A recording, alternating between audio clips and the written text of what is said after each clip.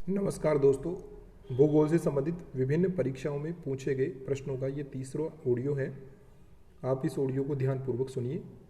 यह प्रश्न आपके लिए विभिन्न परीक्षाएं जो भूगोल से संबंधित है उनमें उपयोगी साबित होंगे। तो शुरू करते हैं। मोरिसावा का टेक्टोनो जियोमॉर्फिक मॉडल संबंधित है स्थल रूप विकास से। टेक्टोनो जियोमॉर्फिक मॉडल मेरी मोरिसावा द्वारा 1975 ईस्वी में दिया गया था। इनका संबंधी स्थल रूपों की संरचना, उत्पत्ति और उनके विकास से है। निम्नांकित स्थलाकृतियों में कौन वायु क्रियाओं द्वारा निर्मित नहीं है? ए बालू रोधी का, बी बालू का स्तूप, सी बालू की चादर और डी प्रस्तर जालक। तो बालू रोधिका का निर्माण वायु क्रिया से नहीं होता है।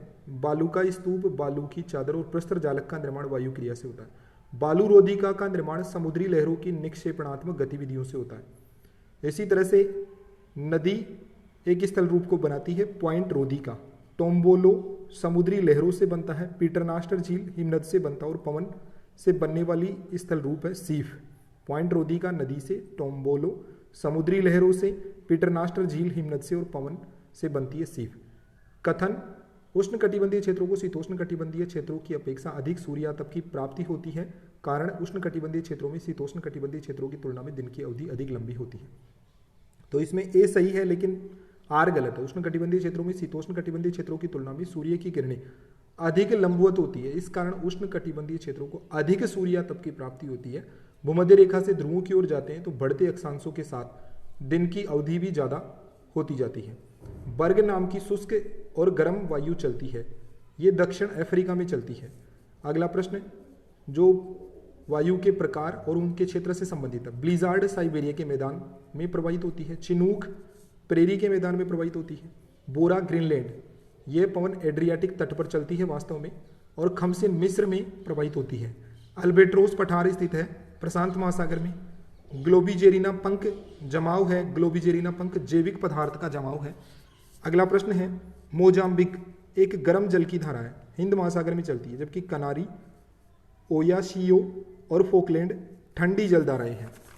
अगला प्रश्न किसी भी देश के तट से सुदूरवर्ती सागर की ओर 3 प्रमुख मंडल निश्चित किए गए हैं। Territorial zone, EEZ exclusive economic zone और हाई सी उच्च सागर। अगला प्रश्न कथन कारण। कथन है निम्न आय वाले देशों में प्रति व्यक्ति जीडीपी न्यूनतम होता है परंतु प्रति व्यक्ति पीपीपी उच्चतर होता है। कारण है निम्न आय वाले देशों में वस्तुएं तथा सेवाएं सस्ती होती हैं। ए और आर दोनों सही है। आर ए की सही व्याख्या करता है। मीनिंग निम्न आय वाले देशों में प्रति व्यक्ति जीडीपी न्यूनतम होता है परंतु प्रति व्यक्ति पीपीपी परचेजिंग पावर पैरिटी ये उच्चतम होती है।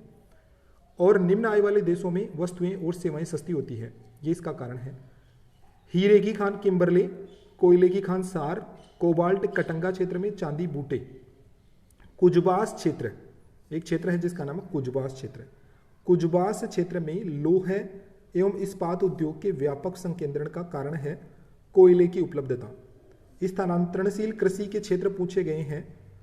चेना श्रीलंका, तोंगिया म्यांमार, हुमा जावा और Indonesia, केंगेन Philippines, ladang Malaysia, milpa मध्य अमेरिका और मेक्सिको, रोका ब्राजील, कोनुको वेनेजुएला, टाबी मेडागास्कर, मसोल जायरे मध्य अफ्रीका, लोगन पश्चिमी अफ्रीका, जूम भारत। हुमा जावा और इंडोनेशिया संबंधित है।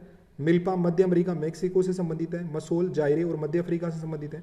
लोगन पश्चिमी अफ्रीका से संबंधित है। अगला प्रश्न निम्नलिखित देशों में कौन विश्व का सर्वाधिक बॉक्साइट उत्पादक है? ए अर्जेंटीना, बी भारत, सी दक्षिण अफ्रीका और डी ब्राजील। ब्राजील देखिए विश्व के सर्वाधिक बॉक्साइट उत्पादक देशों में 1 ऑस्ट्रेलिया, 2 चीन, 3 ब्राजील और 4 भारत। अगला प्रश्न गाजा पट्टी स्थित है, ये भूमध्य सागर के तट के सारे। देखिए फिलिस्तीन स्वायत्त शासी क्षेत्र के 2 महत्वपूर्ण केंद्र गाजा पट्टी और वेस्ट बैंक। गाजा पट्टी भूमध्य सागर के तट के सारे हैं।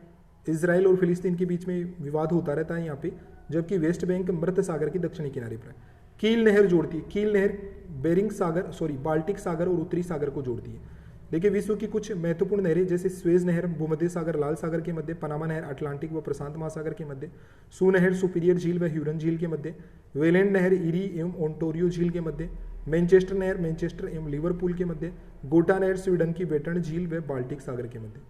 अगला प्रश्न यूरोप में गेहूं का सबसे बड़ा उत्पादक है फ्रांस। यूरोप में गेहूं का सबसे बड़ा उत्पादक है। डेट्राइट मोटर गाड़ी के लिए प्रसिद्ध है। पिट्सबर्ग लोहा एवं इस्पात, प्लाईमाउथ जहाज निर्माण के लिए सेफील्ड कटलरी के लिए। भारत का प्रथम पारिस्थितिकी नगर लवासा भारत का प्रथम पारिस्थितिकी नगर है। अगला प्रश्न, यहाँ पे हिरण पार्क, चित्रदुर्ग कोंडाजी हिरण पार्क, चिड़ियाघर विशाखापट्टनम इंदिरा गांधी जूलॉजिकल पार्क, वानस्पतिक उद्यान पोडी नरेंद्र नारायण पार्क एवं बोटनिक गार्डन, सर्प उद्यान चेन्नई गुंडी नेशनल पार्क।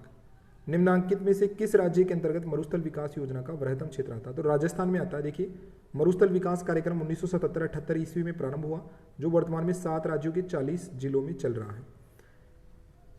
अगला प्रश्न, गधों का अंतर्राष्ट्रीय बाजार प्रतिवर्ष लगता है, ये जयपुर के समीप लगता है। अगला, भारत के निर्यात निम्न में से कौन सा मद प्रथम स्थान मूल्य की दृष्टि से रखता है? 2007-8 का पूछा है। तो इसमें निर्मित औद्योगिक वस्तुएं, कोपेन का AW जलवायु प्रकार पाया जाता है, ये प्रायद्वीपीय भारत में पाया जाता है। प्रायद्वीपीय भारत में AW, पश्चिमी राजस्थान में BW, मालाबार तट पर AM, जम्मू कश्मीर में ET, उत्तर का विशाल मैदान में CW, प्रायद्वीपीय भारत AW, पश्चिमी राजस्थान BW, HW, मालाबार तट AMW, जम्मू कश्मीर ET, उत्तर का विशाल मैदान CWG। अगला, कश्मीर घाटी एक प्रकार है, ये विवर्तनिक घाटी है कश्मीर घाटी। अगला, निम्नलिखित में से कौन भारत के पश्चिमी समुद्र तट का एक लघु पतन है? A Karaikal, B Gopalpur, C अल्लापूजा, D Dhanushkodi. अल्लापूजा, Karaikal और धनुषकोडी ये तमिलनाडु के कोरोमंडल तट पर, व गोपालपुर उड़ीसा उत्तरी सरकार तट पर स्थित लघु पतन है, जबकि अल्लापूजा केरल में मालाबार तट पर अवस्थित लघु पतन है। तो पश्चिमी तट पर यही हुआ अल्लापूजा केरल। निम्न में से कौन लघु हिमालय का भाग है? A कैलाश श्रेणी, B लद्दाख श्रेणी, C काराकोरम श्रेणी, D महाभारत श्रेणी। तो महाभारत श्रेणी ये लघु हिमालय का भाग है, महाभारत श्रेणी। नेपाल के अंदर विस्तारित है महाभारत श्रेणी, नेपाल में विस्तारित है और लघु हिमालय का भाग है।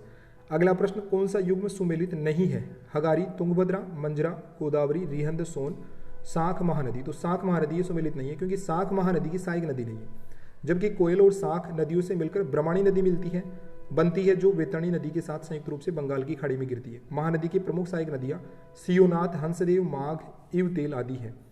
कथन ए, भारत में दामोदर घाटी में कोयला के प्रचुर जमाव पाए जाते हैं। कारण आर, दामोदर घाटी में हिमालयी पर्वतन के दौरान बड़े पैमाने पर भ्रंशन हुआ है। तो इसमें ए और आर दोनों सही है, आर ए की सही व्याख्या करता। अगला प्रश्न, रेशम वस्त्र कांचीपुरम तमिलनाडु का, पेट्रो रसायन जवाहर नगर गुजरात का, उर्वरक नामरूप असोम का, औषध निर्माण ऋषिकेश उत्तरांचल का। इसी तरह से नेक्स्ट प्रश्न, निम्न में से कौन सा राज्य समूह साक्षरता की दृष्टि से अवरोही क्रम में व्यवस्थित किया गया है? तो देखिए, केरल में सबसे ज्यादा साक्षरता, उसके बाद मिजोरम में, उसके बाद लक्षद्वीप, उसके बाद गोवा में। सूची फर्स्ट को सूची सेकंड से सुमेलित करते हैं। तो बुक्स के नाम दे रखे हैं, जैसे लोकेशन एंड स्पेस इकोनॉमी, ये बुक W इशार्ड ने, इकोनॉमिक ज्योग्राफी CF जोन्स एवं GC डार्केनवाल्ड ने, introduction to world resources EW Zimmermann ने, geography of economic system BJL Berry एवं अन्य ने। अगला, मेखला संस्तर सिद्धांत के बारे में कथनों पर विचार करना है। 1, मानव प्रजातियों के उद्भव एवं विसरण की व्याख्या है। 2, इस सिद्धांत के अनुसार मध्य एशिया मानव प्रजातियों का उद्गम क्षेत्र रहा। 3, प्राचीनतम प्रजातियां उद्गम क्षेत्र के अधिक समीप पाई जाती है। तो इसमें 1 और 2 सही है कि मानव प्रजातियों के उद्गम एवं विसरण की व्याख्या करता है मेखला संस्तर सिद्धांत। इस सिद्धांत के अनुसार मध्य एशिया मानव प्रजातियों का उद्गम स्थान रहा है।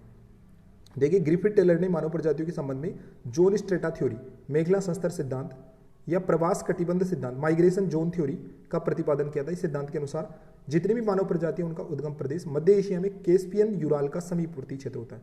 इसके अनुसार जिन प्रजातियों का विकास पहले हुआ है, वे सभी प्रवास करके महाद्वीपों के सबसे बाहरी कटिबंधों में जा बसी है, और बाद में विकसित प्रजातियां क्रम से महाद्वीपों के अधिकाधिक भीतरी भागों में बसी हुई हैं। अगला प्रश्न, पेटेंट्स इन ह्यूमन ज्योग्राफी पुस्तक के लेखक D.M. स्मिथ।